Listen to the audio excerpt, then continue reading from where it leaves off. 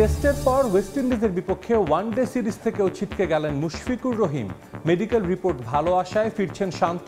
সুখবর তানজিম সাকিবকে নিয়েও।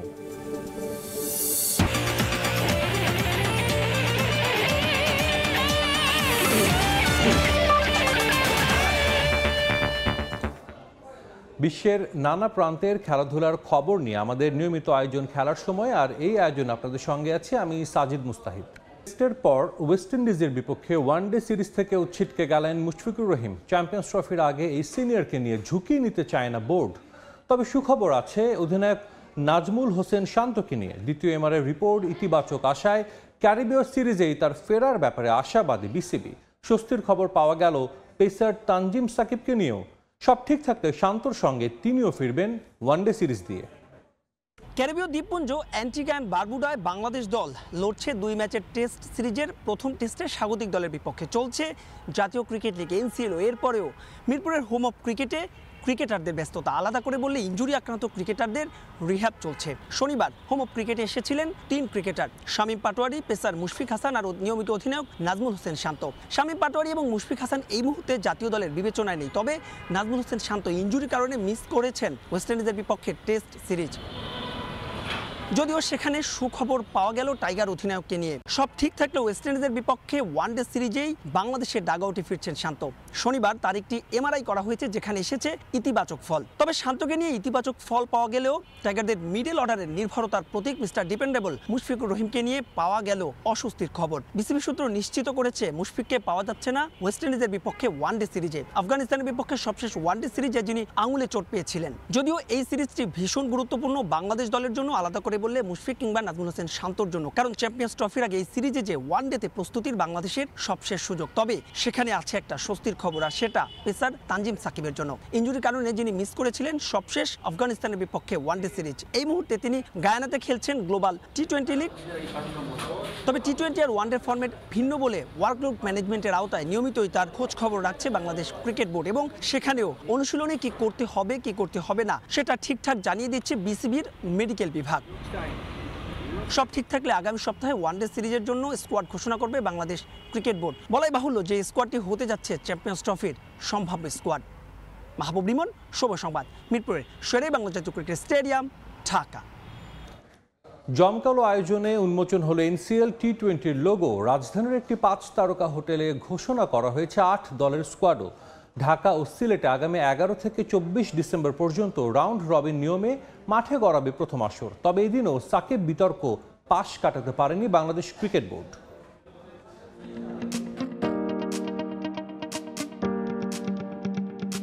অবশেষে অবসান ঘটল একটা লম্বা অপেক্ষার। প্রথমবারের মতো কেবলমাত্র স্থানীয় ক্রিকেটারদের নিয়ে মাঠে গড়ানোর অপেক্ষায় T20 ফরম্যাটের টুর্নামেন্ট।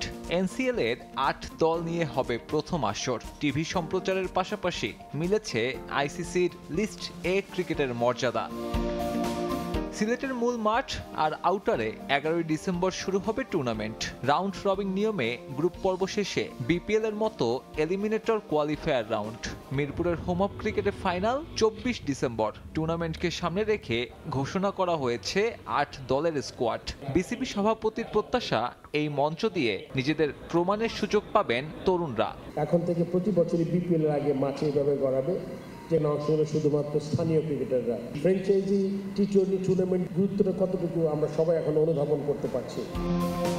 রাজশাহী আর ঢাকা মেট্রো বাদে সব দলেই আছে 20 জন করে ক্রিকেটার। মেট্রোতে 1 জন কম আর রাজশাহীতে 2 জন বেশি। সবচেয়ে বড় নাম চট্টগ্রামের তামিম ইকবাল। BPL এর পরে আবারও প্রতিযোগিতামূলক ক্রিকেটে ফিরতে যাচ্ছেন সাবেক টাইগার অধিনায়ক। আছেন মার্শাল আইয়ুবের মতো সিনিয়র ক্রিকেটার থেকে শুরু করে 20 না পেরোনো অনেক তরুণরা। তবে সবকিছুর মতো এই আয়োজনেও সাকিব ইস্যু পেছনে ফেলতে পারেনি ক্রিকেট বোর্ড। ওয়েস্ট ইন্ডিজ সিরিজের কারণে জাতীয় দলের অনেকেই খেলতে পারবেন না এবারের NCL T20 টুর্নামেন্ট। তবুও এদিনের আয়োজন কিংবা টুর্নামেন্টের প্রোমোতে ঠিকই রাখা হয় তাদের। ব্যতিক্রম কেবল সাকিব আল হাসান। দেশের ক্রিকেটের পোস্টার বয়কে কোথাও রাখেনি আয়োজকরা। সাকিব কেন নেই তার উত্তরও নেই। আয়োজন শেষে গণমাধ্যমে এ নিয়ে ব্যাখ্যাও দেননি বিসিবি সভাপতি। যদিও মুদ্রার উল্টো পিঠে তামিম প্রোমো কিংবা ব্র্যান্ডিংয়ে আলাদা করে দেখা গেছে এই ওপেনারকে। সাকিব বিতর্ক পাশে রাখলে বিসিবির এমন উদ্যোগ বড় আশীর্বাদ লোকাল ক্রিকেটারদের জন্য। বিপিএল এর আগে এই টুর্নামেন্ট দিয়ে বিসিবিও নিজেদের পাইপলাইন সমৃদ্ধ করতে পারবে। এখন দেখার বিষয় মাঠের খেলায় কতটুকু সাড়া ফেলতে পারে এই আয়োজন। সাব্বির মিথুন, সময় সংবাদ, ঢাকা।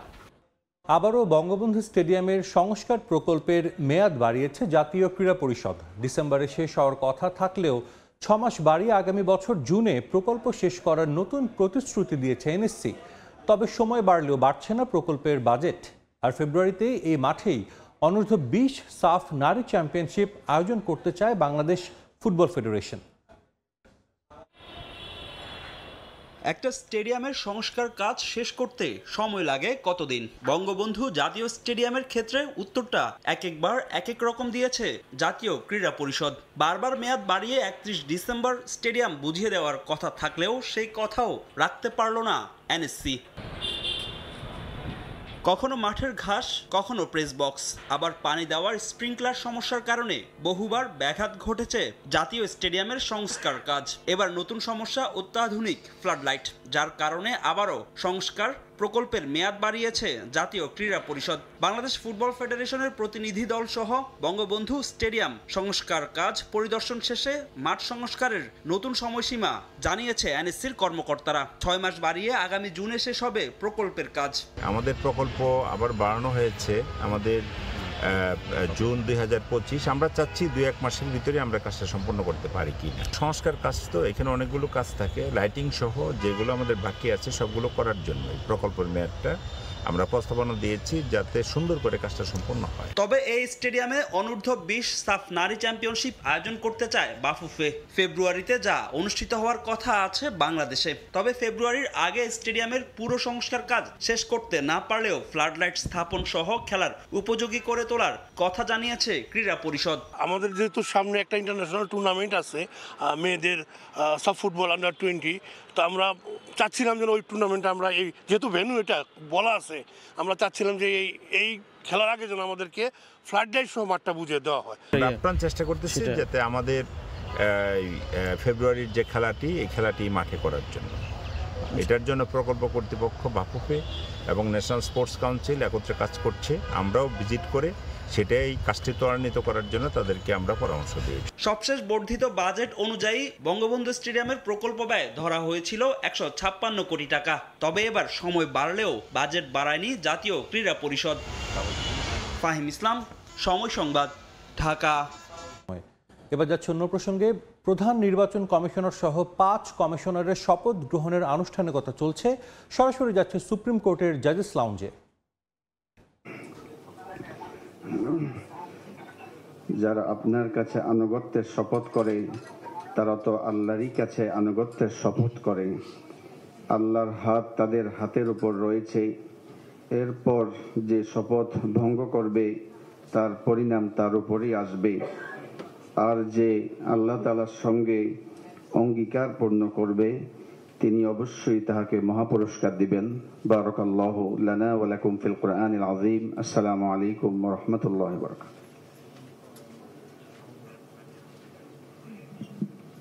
ধন্যবাদ। এখন পবিত্র গীতা থেকে পাঠ করবেন অসিত বরণ সুতার, বেঞ্চ অফিসার, হাইকোর্ট বিভাগ, বাংলাদেশ সুপ্রিম কোর্ট।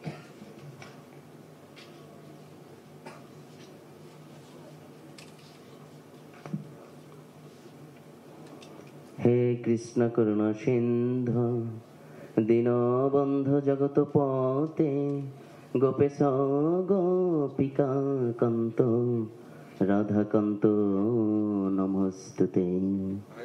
শ্রীমদ্ ভগবদ গীতার জ্ঞানযোগ নামক 4th অধ্যায়ের 7ম 8ম শ্লোক শ্রী ভগবান উবাচ ইয়াদা ইয়াদা হি ধর্মস্য গ্লানির্ভবতি ভারত অভ্যুত্থানামধর্মস্য তদাত্মনাম সৃজম্যহম পরিত্রাণায় সাধুনাম বিনাশায় চ দুষ্কৃতাম ধর্ম সংস্থাপনার্থায় সম্ভবামি ইয়গে ইয়গে। অর্থাৎ হে ভারত, যখনই ধর্মের অধপতন হয় এবং অধর্মের অভ্যুত্থান ঘটে, তখন আমি নিজেকে প্রকাশ করে অবতীর্ণ হই। সাধুদিগের পরিত্রাণ, দুষ্কৃতিকারীদের বিনাশ এবং ধর্ম সংস্থাপনের জন্য আমি যুগে যুগে অবতীর্ণ হই। সর্বে ভবন্তু সুখেন, সর্বে সন্তু নিরাময়া, সর্বে ভদ্রাণি পশ্যন্তু, মা কশ্চিৎ দুঃখ ভাগ ভবেৎ। জগতের সকলে সুখী হোক, সকলে শান্তি লাভ করুক, সকলে আরোগ্য লাভ করুক, কেউ যেন দুঃখ ভোগ না করে। ওম শান্তি, ওম শান্তি, ওম শান্তি।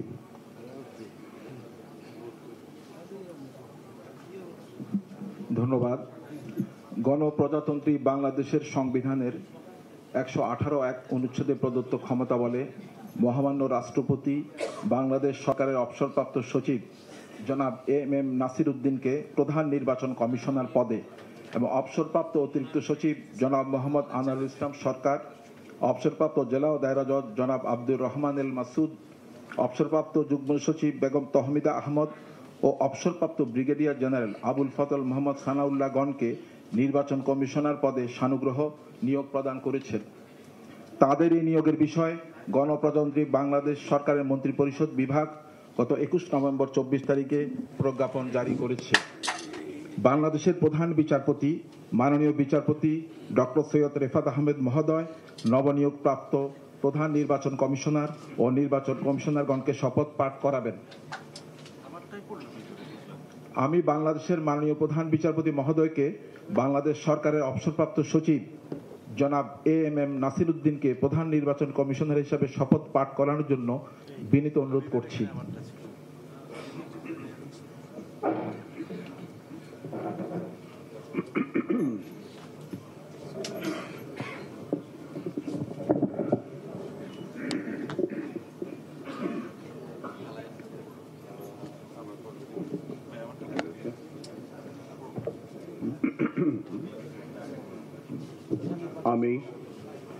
আমি এম নাসির উদ্দিন প্রধান নির্বাচন কমিশনার নিযুক্ত হইয়া সশ্রদ্ধ চিত্তে শপথ করিতেছি যে আমি আইন অনুযায়ী ও বিশ্বস্ততার সহিত আমার পদের কর্তব্য পালন করিব। আমি বাংলাদেশের প্রতি অকৃত্রিম বিশ্বাস ও আনুগত্য পোষণ করিব। আমি সংবিধানের রক্ষণ সমর্থন ও নিরাপত্তা বিধান করিব এবং আমার সরকারি কার্য ও সরকারি সিদ্ধান্তকে ব্যক্তিগত স্বার্থের দ্বারা প্রভাবিত হইতে দিব না। এখন আমি সম্মানিত প্রধান নির্বাচন কমিশনার মহোদয়কে স্বাক্ষর প্রদানের জন্য বিনীত অনুরোধ করছি।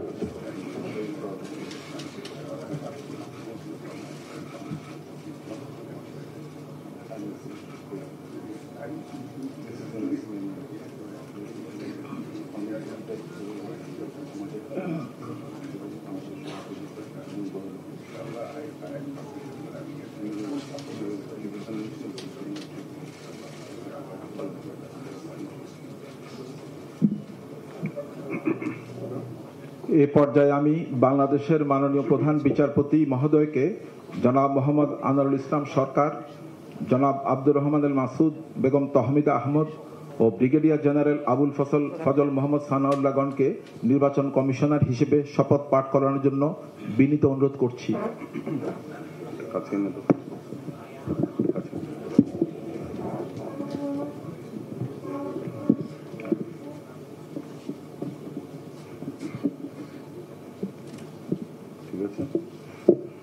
আমি ব্রিগেডিয়ার জেনারেল আবুল ফজল মোহাম্মদ সানাউল্লাহ নির্বাচন কমিশনার নিযুক্ত হইয়া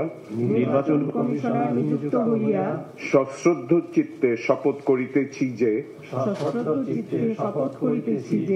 আমি আইন অনুযায়ী ও বিশ্বস্ততার সহিত আমার পদের কর্তব্য পালন করিব। আমি বাংলাদেশের প্রতি অকৃত্রিম বিশ্বাস ও আনুগত্য পোষণ করিব। আমি সংবিধানের রক্ষণ, সমর্থন ও নিরাপত্তা বিধান করিব এবং আমার সরকারি কার্য ও সরকারি সিদ্ধান্তকে ব্যক্তিগত স্বার্থের দ্বারা প্রভাবিত হইতে দিব না। নবনিয়োগ প্রাপ্ত সম্মানিত নির্বাচন কমিশনার মহোদয়গণকে ক্রমানুসারে এসে স্বাক্ষর প্রদানের জন্য বিনীত অনুরোধ করছি।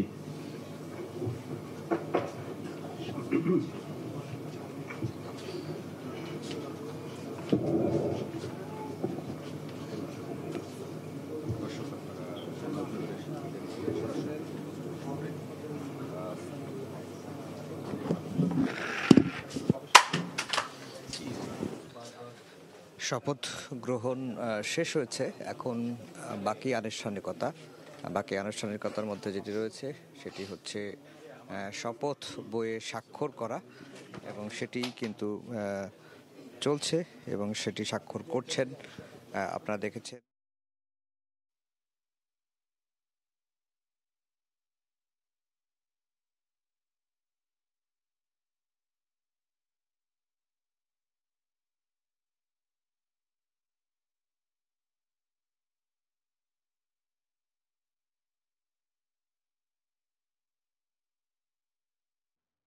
প্রধান নির্বাচন কমিশনার সহ 5 কমিশনারের শপথ গ্রহণের আনুষ্ঠানিকতা সম্পন্ন হয়েছে। আমরা তখন সরাসরি ছিলাম সুপ্রিম কোর্টের জাজেস লাউঞ্জে। দেখছেন খেলার সময়, সঙ্গেই থাকুন। এই ছিল খেলার সময়, সঙ্গেই থাকুন সময়ের।